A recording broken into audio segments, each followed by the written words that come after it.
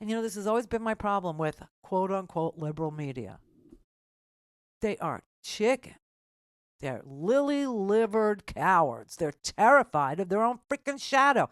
When we were calling it the way we saw it, when we were saying contractors are engaged in torture, and it's going to have an incredible amount of blowback on our country, we're going to be attacked mercilessly.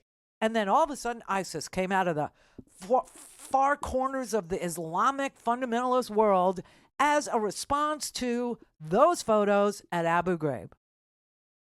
And I had a general, Janice Karpinski. She was the general in charge of all the prisons in Iraq. Tell me I was right.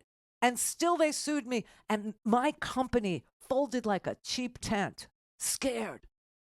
Now, of course, I won. And then it was appealed, and it was upheld by the Fourth Circuit Court of Appeals, which back in that day was the most conservative court we had.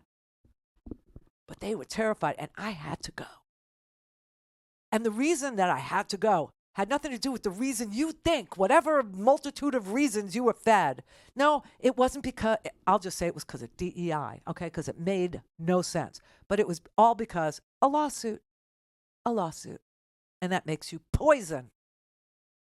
And as long as that's the attitude, I mean, my God, you're going to lose this game. How many times has Murdoch paid for sexual harassment lawsuits? I mean, disgusting lawsuits, gross lawsuits, freaking Bill O'Reilly. Ugh, it's gag-inducing. It's vomit-inducing. It's so disgusting what happens over there, okay? They don't cave. They don't flinch.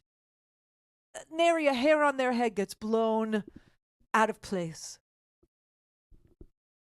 But liberal media, they fold like a cheap tent on all their talent. They do it every time. Don't have time to listen to the live show? Want to hear more on your schedule? Go to randyrhodes.com and buy a stinking podcast.